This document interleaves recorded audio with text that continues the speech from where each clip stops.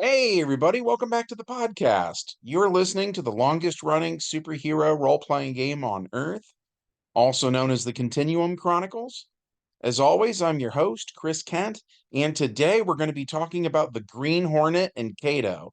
But before we get into that, smash that like button, ring the bell, and make sure you're subscribed. We've got a great community here, and it's all thanks to you guys. Thank you so much for being here. All that said, let's dive in. The prologue to today's story takes place in 1936. The mob drives by a gas station in a stolen car. They throw a bomb over to the gas pumps and the whole place explodes. Afterwards, the mobsters discuss their plan, and Schlegel, their leader, says that the owner of that gas station must regret not paying them the protection money that they asked for. He says from here on out, he'll pay whatever they want, along with the rest. Which brings us to the main plot of today's story. By night, our hero is known as the Green Hornet, but by day, he is Britt Reed. He goes to the newspaper he owns and greets Casey, his secretary slash photographer. He asks her to get him all available information on the recent gas station accident, as well as to get the district attorney on the phone. After that, a reporter named Lowry walks into the office. Casey tells him that Reed needs all the info on the gas station accidents. Lowry gives a sarcastic reply about what a hassle that will be, but Casey doesn't take any of his guff. Lowry says Schlegel controls all the gas stations in town through his protection racket, but they have no proof. And if the Sentinel were to print that, they'd get sued. Britt Reed comes out of his office and Casey asks how the phone call with the DA went. But Reed says the DA wasn't any help. Casey says at least the gas stations are only charging 1 cent more. Only for Reed to explain to her that when everyone needs gas for the trucks they use to ship their goods, then all of those places will raise their goods 1 cent more too, and so on. Having explained economics to Casey, Britt Reed leaves, and Casey and Lowry go to the gas station that got attacked.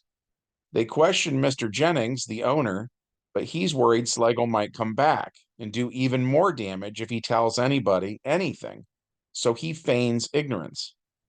Lowry pushes him harder, wanting a witness. And Jennings says, excuse me, look, pal, if you want gas, I'll sell you some. Otherwise, beat it. Lowry keeps pushing his buttons, so finally Jennings gets mad and throws the first punch. As they are fighting, Casey uses the camera she brought with her to take a photograph of Lowry getting punched in the face. Jennings wins and tells the reporter to get out and stay out, or he'll get another poke in the jaw. Casey and Lowry go back to the office, and Britt Reed asks what happened to Lowry's jaw.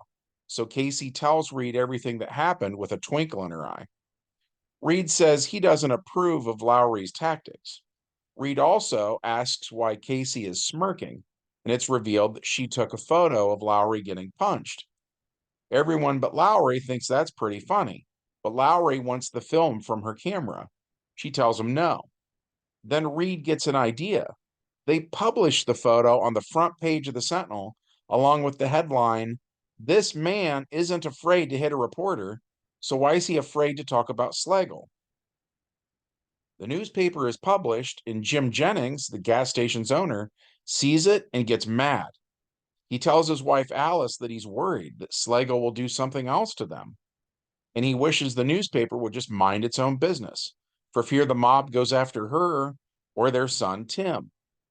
Just then, there's a knock at the door, and they assume it's Schlegel, either here to collect more protection money or that he saw the newspaper and is mad. So Jennings answers the door and is shocked to come face to face with the Green Hornet standing there with a gun pointed at him. The Green Hornet pretends to be a villain. He demands that Jennings pay him or else. Jennings says the envelope with the protection money in it is for Slagle, but the Green Hornet says not anymore, it's not. Jennings asks what he's supposed to tell Slagle, and the Green Hornet says, "You tell him I got here first." The Green Hornet instructs his faithful sidekick Cato to drive the car away, but the Green Hornet has no intentions of actually leaving. Instead, he and Cato circle around the block, and when they return, a mobster named Kruger is here, interrogating the gas station's owner, asking him where the money is. Jennings tells him the truth, but Kruger doesn't believe it. The Green Hornet watches the interaction and puts another envelope in the adjoining room. When Kruger searches the place, he finds that envelope and thinks Jennings has been holding out on the mob. Jennings swears the Green Hornet took the money, though, and can't understand why the envelope is here. Kruger tells Jennings not to be a wise guy. Then he leaves with the envelope. The Green Hornet walks to the alley by Jennings' house and gets into the Black Beauty, his custom automobile.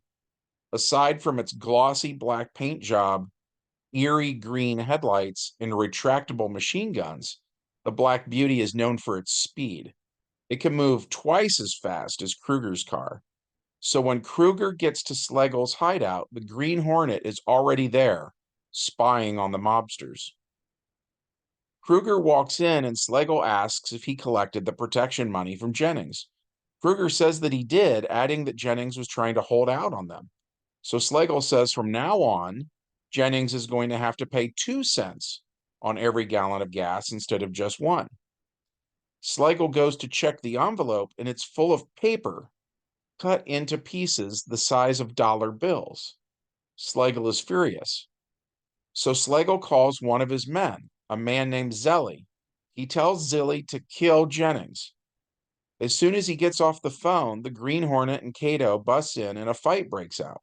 Green Hornet punches Slagle, doing some damage, while Cato surprise attacks the other mobster from behind, knocking him out. Slagle punches the Green Hornet, doing some damage, and Cato knocks out Slagle too. Green Hornet thanks Cato and tells him to fix it so that neither of these guys wakes up for a while. Cato asks why, and the Green Hornet says it's because Zelly is going to attack Jennings at 4 o'clock. So Cato drugs the mobsters, and the vigilantes speed off in Black Beauty. The Green Hornet sneaks into the home of Jennings after his wife and son have gone to bed. The Green Hornet gives him his money back, and Jennings says he heard the Green Hornet was a villain, and he adds that he can't figure him out. The Green Hornet says don't try to. The Green Hornet then tells Jennings to call the cops, as well as that reporter that he punched. Jennings asks why, and the Green Hornet says you'll see. And so, Jennings did call the Sentinel and asks for Lowry. Lowry takes the call and tells Jennings if he wants to punch him again, he can forget it. Lowry says he didn't want that photo published either. Jennings tells Lowry to be at his gas station at 4 o'clock and that the police are gonna nab Zilly. He says the Green Hornet told him so. Lowry exclaims, "What a scoop!"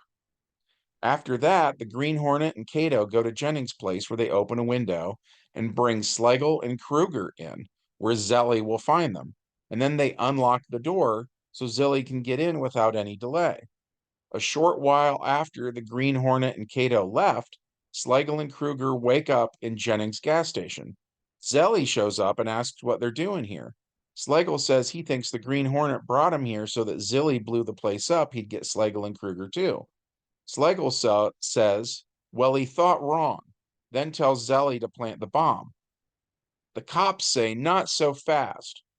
The mobsters put up a fight, but the cops beat them down and arrest them. As they are putting the cuffs on them, Casey takes their photo. Which brings us to the epilogue of today's adventure. Jennings tells the cops that the Green Hornet arranged all of this, and the cops say if it's true, then it's the first good thing the Green Hornet ever did. Jennings says people have him all wrong, and he's actually a hero.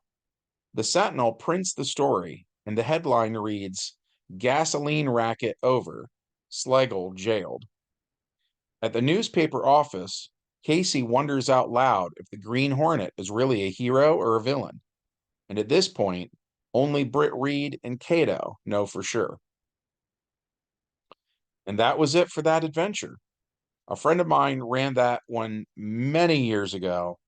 And unlike me, he was all about sticking to the canon of whatever thing the game was about. So in the case of the Green Hornet, the players really weren't permitted to derivate from the original radio show that this episode was based on, something that I myself am not that into, which was one of the reasons I did not play in this adventure.